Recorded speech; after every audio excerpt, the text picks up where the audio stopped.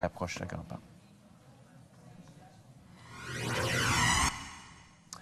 Alors, on cape sur Québec. Si sauf erreur, c'est bien à Québec que se fait cette annonce aujourd'hui de la ministre québécoise de la Justice, Stéphanie Vallée, image en direct. Donc, on prépare le tout.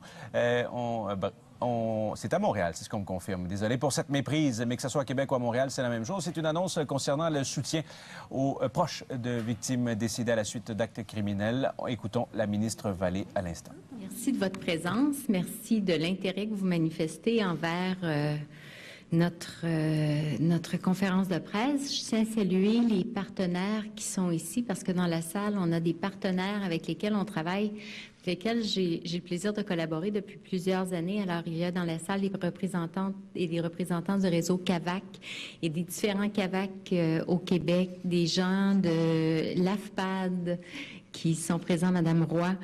Il y a des représentants de la Sûreté du Québec, évidemment, du SPVM, et je ne sais pas si on a des gens de l'Association québécoise du plaidoyer victime qui sont ici, mais à tout événement, merci.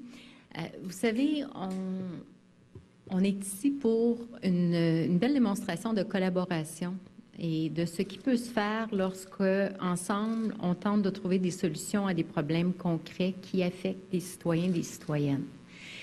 Et je dois remercier Nancy Roy, pardon, qui, en septembre de l'an dernier, m'a écrit une lettre pour me dire à quel point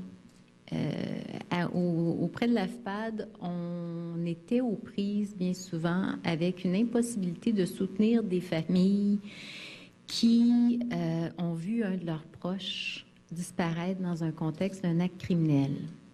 Et qu'au-delà du deuil et qu'au-delà de toute la difficulté à traverser cette épreuve-là, ces familles-là vivaient une autre épreuve qui était difficile lorsque venait l'étape du dossier criminel, lorsque venait l'étape où les personnes avaient la possibilité d'assister aux procédures judiciaires, mais n'avaient pas toujours la capacité financière de le faire, parce qu'être présent et assister de façon volontaire à un dossier, ça demande du temps, mais c'est aussi des sous. C'est de l'essence, c'est du transport, c'est des coûts de repas, c'est parfois des coûts d'hébergement pour des familles qui ne résident pas là où a lieu le procès. Et Madame Roy, votre lettre m'a beaucoup touchée.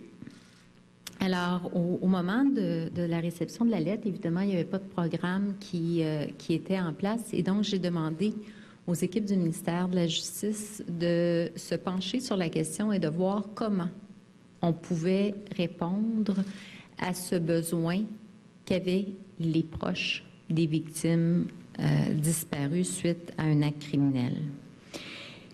Et il y a eu quand même beaucoup d'interactions sur la scène publique où on a parlé de ces questions-là. Il y a des victimes qui ont eu le courage de s'adresser aux médias, de parler de leur réalité et d'expliquer ce qu'elles devaient traverser. Il y a des gens ici présentes, alors je sais qu'il y a Mme Dufresne qui est présente, Mme Beaulieu qui est présente, qui ont pris le bâton du pèlerin pour sensibiliser la population, mais aussi les élus à ce besoin fondamental, finalement, qui est de pouvoir participer ou assister au processus judiciaire d'un proche.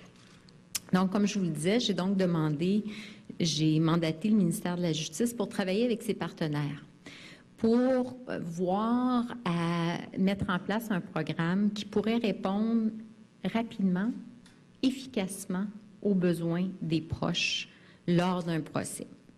Alors, le ministère de la Justice a travaillé en collaboration, en concertation avec le réseau des centres d'aide aux victimes d'actes criminels, les CAVAC, comme vous les connaissez. Les CAVAC, ce ne sont pas qu'un acronyme, ce sont des équipes.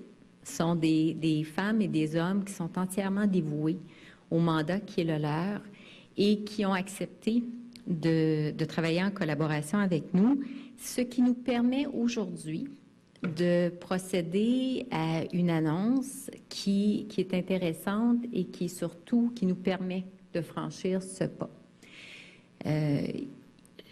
nous sommes associés, nous travaillons en collaboration et il y a aujourd'hui, nous annonçons la mise sur pied du programme de soutien des proches de victimes décédées à la suite d'un acte criminel. Pourquoi?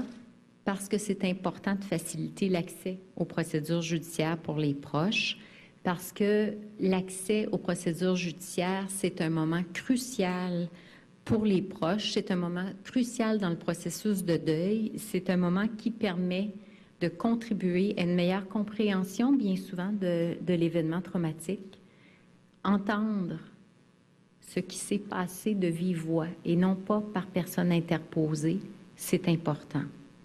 Assister aux procédures. Voilà Mme Vallée, ministre de la Justice, qui annonce les détails de ce programme de soutien pour les proches de personnes décédées à la suite d'un acte criminel. Et elle vient d'évoquer ce qui est au cœur de cette annonce, c'est-à-dire faciliter, c'est l'objectif, l'accès au processus judiciaire pour ces proches donc de personnes décédées à la suite d'actes criminels. C'est essentiel. Donc, essentiellement, en gros, ce qu'on propose, ce sont l'octroi de frais de paiement, de remboursement pour les frais de déplacement, de repas, d'hébergement à ces familles pour leur permettre donc d'assister au procès. On en discutera un peu plus tard, dans une demi-heure environ, avec Nathalie Beaulieu, qui vient d'être citée donc par la ministre. Mme Beaulieu est la mère de Clémence Beaulieu-Patry, cette jeune qui avait été assassinée dans un maxi dans l'arrondissement Saint-Michel, ici à Montréal. Donc, ce sera un rendez-vous dans une trentaine de minutes. Voir la réaction de cette dame.